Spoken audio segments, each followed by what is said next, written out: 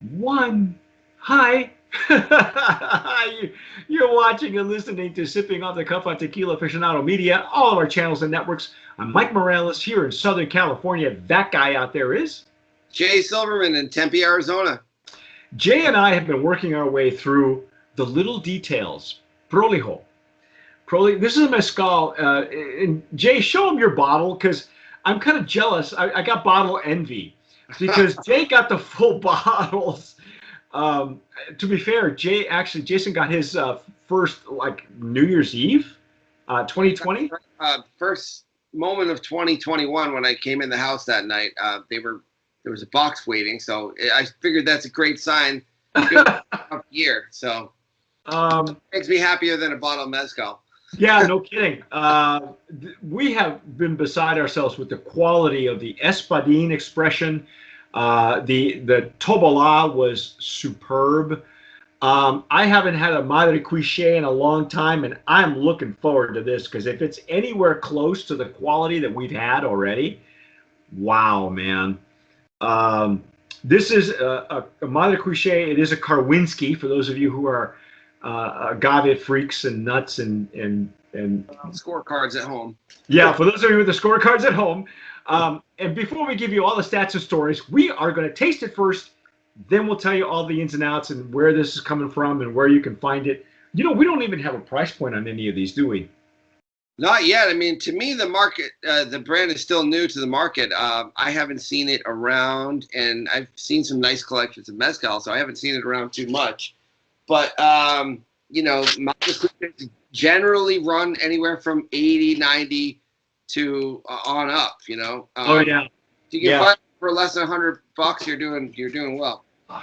Sorry, I dropped my cap. I got a holy cow! The nose on this thing. That's the one thing that's impressed me the most on this line is the beauty of the nose that we're getting from each of these bottles. Oh, Wow, hell no. interesting. Wow. This was brighter. It is also at a 48 ABV like the Tobola was. These are high proof, all of them. The Espadin comes in at 45. It's got such a Wow. different aroma. It's Madrecuishes are always very unique and very earthy, and they're always a lot of fun. The first one, I used to work at a place called Madre Mezcaleria in Brooklyn. In those days, I had an opportunity to try quite a few Madrecuishes because that was our favorite. Now see, this one, the legs and tears are a bit more runny. They're not as clingy as the Espadin was or the Tobola. And again, not a bad thing. Okay, the tears, legs and tears are not the end all be all, but I like seeing them, especially when it comes to mezcal because it shouldn't.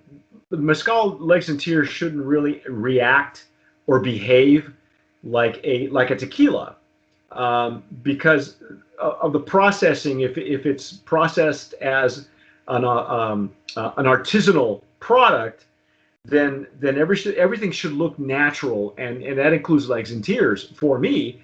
So I want to make sure that it's not runny or streaky, that it's clinging to the glass. It's And got a little bit of a lightness to it. For me, one thing you notice about this Prolijo mezcals right off the bat, they're very clean and pure. Cut the way they make their mezcal. It's artisanal, but there's a certain level of refinement with the distillation. So I think you can expect to find like a very clean tasting Madrecuishe with all natural flavors, mhm. but you're gonna get a light touch. It reminds me of like what I heard a few years back about El Holgorio and how they were more careful to roast the agaves, not necessarily too much, to kind of gently cook it as if you were like a French chef cooking a piece of beautiful sea bass or sole maniere, for example. But just using that delicate touch on the roast, so you're not just obliterating with smoke and heat. And that I get that. I get that here too, where it's kind of like the refinement of it. Yeah, each of these have been very refined, and again, we're seeing more and more agave spirits come through our gauntlet here. Alex and I had just tasted some Raicilla, which is really hard to find, and I was impressed because the guys who are making it look like moonshiners, but when you taste the stuff, it's so refined that it's so far from moonshine. It's actually they're really elegant sippers, and I think moonshine is just a bad term that we get. Of course, a lot of these agave spirits were being distilled during Prohibition, and even Mexico had its own version of Prohibition where you know they were hiding in the hills making this stuff because it's something that they have ancestrally done all for a long time. So, but the refinement is just lovely, and I love this nose. It's very fruity.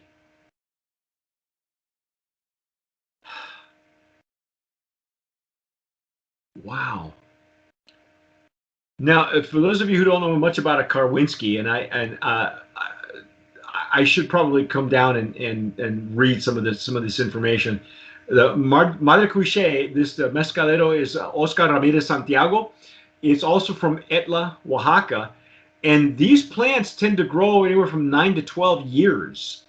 But see, here's the thing.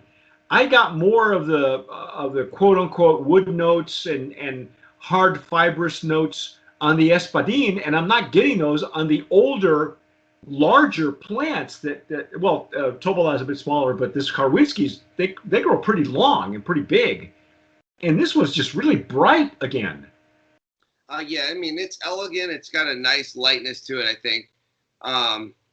Let's dive in and taste it because it's got signature Madrecuishe flavor. It's really very unique compared to other agaves and magueys. It's got that really defined earthiness. The Madrecuishes are fantastic. Yeah, they tend to be drier, and they're tend to be on the drier and more savory side, I would say. Mm-hmm. There you go. Well, let's dive in, shall we?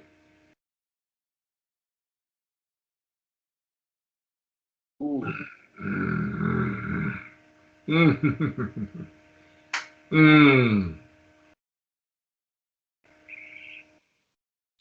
Oh my. Wow, that's a full body, man. That is lovely. The Espadín was great, great mouthfeel. The Tobola was beefy, but this was like a combination of both. It's beefy and bright. Wow, man. It is. It's bright and beefy, man. It's beefy and elegant, and it's so I like to learn more about the Etla community, but I was reading a little bit, and they're known for their barbacoa, and imagine this with a nice round of barbacoa tacos would pair really nicely. Oh. Something like that, or some cochinita pibil from Puebla, or yeah. There's some great nuances in here. It's got this really nice, aromatic subtlety in it. Like I said, the refinement of the way they made this. They obviously took care to distill it as perfectly as they could. This is I think the best of the three. I think it's the star of the show. Of course, I haven't. They make Prolijo makes a couple of aged expressions that we have not had.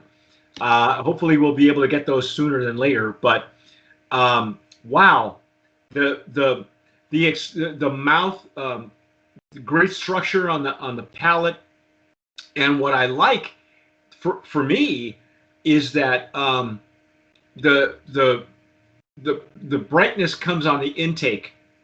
But then the plant, the beefiness is like right at mid palate, And it doesn't have the spiciness that I got from the espadin and the tobola.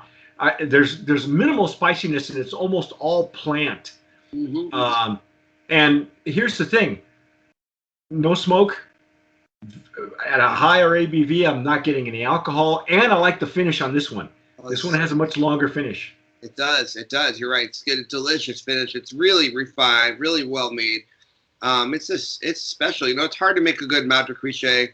There's some that are a little more rustico. This is really, you know, easy on the palate, but full flavor. Got that savory minerality, and just overall very well made. Kind of a cleaner product. You know, cleaner feel to it than some of the mezcals. This has got a great full body. Compare. I will say that even though I ordinarily don't, but I tasted this and I thought this would make a great cigar pairing. Something not too robust, because this one's got a good flavor profile, but something maybe with a light Connecticut wrapper or something like that. So that it, you know, they complement each other, as opposed to for me, Dominicans are a lot more bolder, but this one's got a good, robust, full body, and a mid palate, and then a great finish on top of that. It's just wow, man, wow. You're right. This is really special. This guy really know what they're doing. They've been doing it. These families have been making mezcals for years and years and years. You know, I'm only now coming to the market and. As Prolijo, I think in the last, you know, recently, but yeah, just I think within the last year, maybe two. You know, I'd be surprised if they're even 2 years old. Let me give you the ins and outs really quickly. Just it is wild agave Madrecuishe, aged 9 to 12 years. It is underground stone pit oven fueled with encino wood, milled with a traditional taona, and it really. If you've ever seen, if you look through Instagram, you'll see what Madrecuishe or Kowinski looks like without its pencas, without the leaves. They look like huge logs. They look like big fibrous wood logs. They don't have the traditional pina we're used to seeing, and so it figures that, you know, it takes a lot of turning with a taona to mash that sucker up, right? Yeah, it's like a tree trunk almost. It's a long, you know, wooden. Yeah. It's like a pine tree without you know, but thicker, you know, a lot rounder, like Lincoln logs almost. If you see some of those pictures, fermented open air wood pine fats, and distilled twice in copper alembic. This is outstanding. I'm gonna right now, man. Brand of Promise nominee. I need one of those things. you know what I'm gonna do? I'm gonna make some more of these coasters with our new logo on them, and I'm gonna send these to each of the guys with a truckload of ice cream sticks, and you guys can make your own, because we have no budget. I love it. What now? Okay, a lot of folks who don't know your background, we have interviewed Jason on an open bar. He and I have known each other for years. Jason originally started as a sous chef, been written up in several articles how he started in New York. So when he talks about food pairing and cocktails, then he kind of gravitated to cocktails. So he's got this full palate. He can cook with it. He can make stuff with it. You were talking about food pairing it with barbacoa tacos. That's beautiful. That's just, you know. And for those of you who follow him, you should follow Jason Silverman or Silverlight, because you have your own little bottled cocktails that you're doing. Yeah, Silverlight drinks. I think. Yeah, Silverlight spirits or Silverlight drinks. Just look up, you'll find it. Drink. But yeah, so what else would you food pair this? And this is unusual because dessert, Mike. I'm thinking like dessert. Yeah, I'm thinking like a chocolate or even a custardy, you know, something like that. Really? Yeah, it's because it doesn't have as much sweetness. It would contrast perfectly with like a lemon meringue or like a a nice fruit, like a custard. What do you call that? I mean, well, I guess creme brulee, but like a flan. Yeah, creme brulee, flan, or but even like a dark chocolate flan. Wow. It'd be nice. Wow. And I do the cigar. I would. This would be delicious after dinner for sure. Okay. But yeah, even with the tacos, I love that taco idea. The last time I saw Jason, it's been a long time since we've actually been together, but I think he's more Mexican than the rest of us. He knows where all the Mexican food stores are, and he's getting these agua frescas, and he's just really hands on. He really is an artist. So when he comes up with that, so if you see Silverlight and you're local, get yourself some of his cocktails, because if I remember, you're probably the only one besides Alex that I would let you make me cocktails, because I'm not a cocktail guy. Period. I'm just not. Less is more, a nice old fashioned tequila, old fashioned mezcal, old fashioned. That's all you need. A little of this, a little of that. Well, hey, I thank you for. Let me just give the thank yous to everybody who made this happen. Oscar Ramirez Santiago, gracias, señor, don maestro, because every one of these was just beautiful.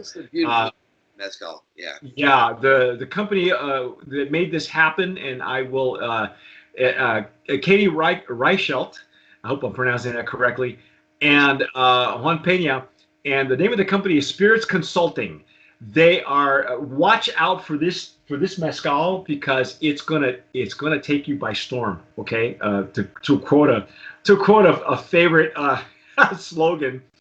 This is. And the packaging is really nice. I wish I had the full bottles, but I have bottle envy. But if you see these in the 200 mLs, these are now available. It's legal to actually import these into the United States. Don't be afraid. If you're not sure about the mezcal, get yourself one of these. Not nitrate. Yeah, these are, and again, when you see anything that's not espadín, when you see them bottled like this, it's okay, because I got to tell you, they're usually higher alcohol by volume, and they're much more. It's sustainable for the region as well.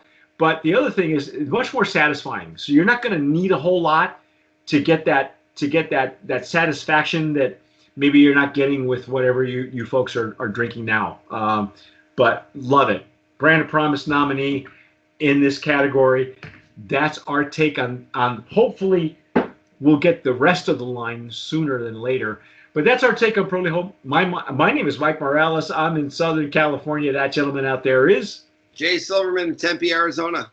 You've been watching and listening, sipping off the cuff on Tequila Aficionado Media. Please subscribe to our YouTube channel. Hit the notification bell. Give us a like. And subscribe, hit the red button, so that that way when we upload our videos at the beginning of the month from last month, you are notified right away. If you're listening to us on Spotify or iTunes, please subscribe. And whatever you do, tomar sabiamente. Sip wisely.